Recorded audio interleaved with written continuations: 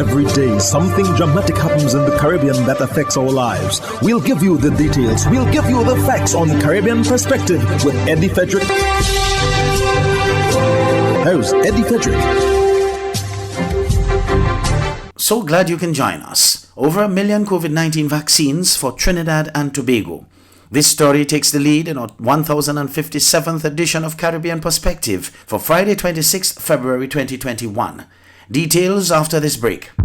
Did you know that your friends and family can now shop at the Food Fair from anywhere in the world? And you can receive here in Grenada? The Food Fair and GrenadaMarket.com now make it possible through secure online shopping and personalized customer service. Simply send your loved ones a list of your preferred items or let them fill an online basket and the items will be available for pickup or delivery. Visit GrenadaMarket.com or thefoodfair.gd today for more details. The new norm. Spread the news.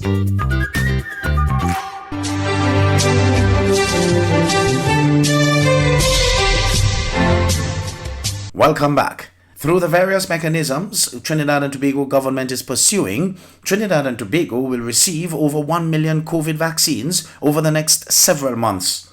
This from Minister of CARICOM and Foreign Affairs Dr. Amory Brown, who says a number of those may very well come through direct arrangements with India. TV6's Renessa Cutting reports. In a matter of weeks, this country will receive its first allocation of vaccines through the COVAX facility. COVAX is covering 33% of our population overall, which will give us 923,340. Out of the 33%, they have agreed for 2021 to attempt to give each member state 20% of the allocation, which is 559,600. Of that first 559,600, we are supposedly expecting anywhere between 100 to 118, 120,000 doses as our first tranche of the 20%. We're also expecting a shipment of 200,000 vaccines through the African Union. The minister is dispelling any suggestion that this country is discriminating against doing business with companies out of India, noting that it was only the 15th of this month that the Serum Institute of India received WHO approval for one of its vaccines, named Covishield. Unfortunately, the response from them, the private sector entity, was that the Serum Institute is not in a position to accept any further orders for vaccine at this time. The government of India has indicated to us that they will take all available measures, quote unquote, they will go the extra mile in an effort to secure the provision of Covishield vaccines for Trinidad and Tobago. The minister would like to make it clear that TNT has never had an offer of free vaccines from India, as was the case with Barbados, which donated 2,000 of the vaccines they received from India to this country. But he would not state definitively whether TNT will give vaccines back to Barbados or any other country when we receive more vaccines. Nothing is currently off the table or has been ruled out. Trinidad and Tobago will continue its strong record and history of generosity to the rest of CARICOM and other countries. According to UNESCO, 150 countries in the world are yet to receive a single dose of COVID vaccine, with smaller nations in particular being overlooked. But the minister says this country is being very proactive in its approach. We are talking about the order of over 1 million vaccines over the next weeks and months, and during the course of 2021, that we are arranging to receive in this country. Renessa Cutting, TV6 News. All confidentiality out of the window. Government is finally coming out boldly to state why Patriotic was not approved to acquire the assets of the Pointe-à-Pierre refinery. According to PNM Deputy Political Leader Fitzgerald Hines, it's simple. They did not have the money. Renessa Cutting again has some details. This is deep pocket business. Gas and oil is big money business. You have to have money. So you're saying that over the heads of oil workers? That's why they joined with an international partner. That's why they went to Credit Suisse to borrow money. This is big money business. I'm not saying it's so over you have the no head, place in that? But I'm not saying that. Cockroach have no place in I'm core not business. saying that. Despite their initial offer of US $700 million upfront, despite the fact that government voluntarily eased up the requirements for them, Patriotic simply did not have the money. This is the account of Deputy Political Leader of the PNM, Fitzgerald Hines. Patriotic is talking to Credit Suisse to get money borrowed to purchase the refinery, about 500 million. Another 500 million, which they say they have already secured to repair and start up. And then we haven't yet spoken about the operating cost. Up to that time, they did not and were not in a position to say to the government, we have 500 million on the table. And that's what flopped it. Because he didn't tell you that. What they came with was an indicative proposal about what we could do and what we would do if you give us these non-transferable, tradable shares, these transferable tradable shares, tax credits. Hines is also flatly denying a claim by Patriotic that government is unable to sell the assets due to a lien on the properties. If you want to buy this for $500, forget 500 US million, $500, but you want to buy it from me, but your boss, she has a lien on this for $300.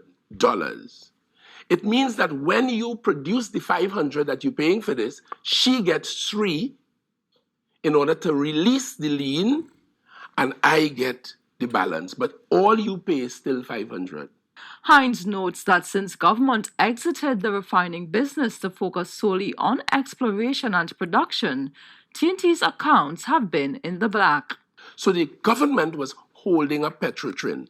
Today, Heritage in 2019 declared $1.4 billion in profits. Had we gone into the arrangement they wanted us to, we would have been going into the same commitment to the taxpayer on the bias, on the side, on the slide, through a back door. We did not want to commit the taxpayer like that. Renessa Cutting, TV6 News.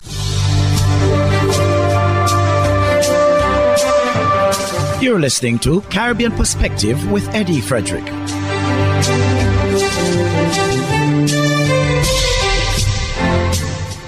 In other news, former head of the Financial Services Regulatory Commission in Antigua and Barbuda, Leroy King, has been sentenced to 10 years in prison in the United States.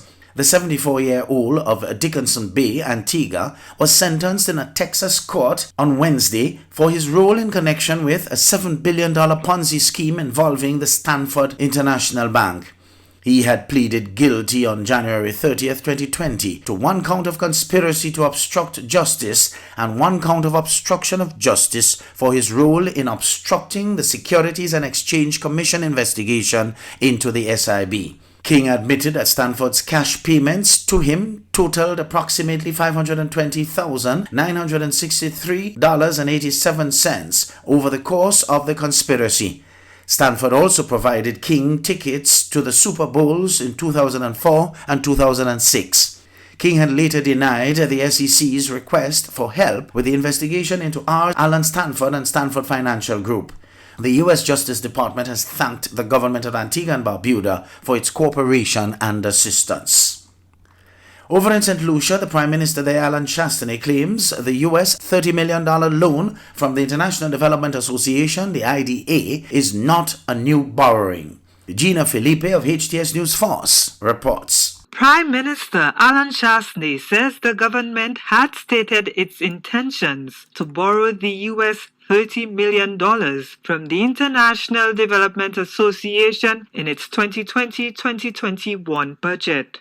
Some have questioned the level of borrowing during a pandemic and the impact on debt. The government on Tuesday sought parliamentary authorization in the House of Assembly to borrow US $30 million from the International Development Association to finance the COVID-19 response, recovery, and resilience development policy program. Chastanet says the government was awaiting approval from the World Bank before it went to Parliament. The $30 million from the World Bank was identified from day one. So when we presented the budget last year, we identified several sources for monies. CDB was one of them. The Taiwanese $20 million repurposing of the loan, the rapid response facility from the IMF, and the $30 million, which was the IDA repurposing loan. So this is no new borrowing. You know, this is not like the government's coming after the fact to borrow money. These were monies that were identified very clearly in my budget presentation earlier in the year. And what we're doing is executing it. So we had to wait for the World Bank board approval before we could come back to Parliament to seek Parliament's approval. But certainly identified as a source of funding that had already been identified. This is not any new additional borrowing above and beyond what we had. Chasney says the loan will help make up for the shortfall in revenue caused by the pandemic. We knew and had anticipated that there would be a significant revenue shortfall based on COVID, which there was. We had projected that tourism revenue would be down 50%. To date, that's exactly what the number has been. And also, we knew that we would have the additional expenses. And sadly, coming out of Christmas and New Year's with the spike in cases, that has now cost us additional revenues. We've had to go back and reopen a couple of the hotels. We've had to, the testing has gone, through the roof, and the operations at Victoria Hospital. So all of these are coming with additional expenses. Meanwhile, First Deputy Leader of the Opposition St. Lucia Labour Party, Castries South MP Dr. Ernest Hilaire, is optimistic that some of the US $30 million will be allocated for income support. I am hoping that the government does allocate a substantial part for that. I wouldn't be surprised if they do, because the elections is coming. They spent a lot of the money they've borrowed on other things. So finally, you must give the people something. I mean, it would be outrageous if a government does not do that. But again, you never know with this government. They have made it very clear that they do not believe in giving what they see as handouts to people. And it always blows my mind away when they say that in the House, that if you help people who are in need, vulnerable, they are making mendicants of them. But when you give businesses all the concessions and the incentives, what are you making out of them? So my thing is, I expect the government to give the people more this time, but I wouldn't be surprised if they don't, and I wouldn't be surprised if they do, because the people are crying, the people are suffering. The government also sought parliamentary approval to borrow US $7.378 million from the Caribbean Development Bank from its ordinary capital resources. This will also consist of an amount of US $4.178 million from the equity and market resources of the Caribbean Development Bank. Gina Filippi, HTS News Force. Calling all vehicle owners. Inspection and licensing continues, and at Hubbard's we want you to be ready. From February 16th to March 31st, registration numbers 2,501 to 5,000 with single registration letter, or registration numbers 251 to 500 with plural registration letters will receive 11% off new torque tires and PowerMax batteries. Don't get caught unprepared. Visit us today at the Motor Department in Mount Gay or the Tire Bay in Grand Anse near to the building supplies.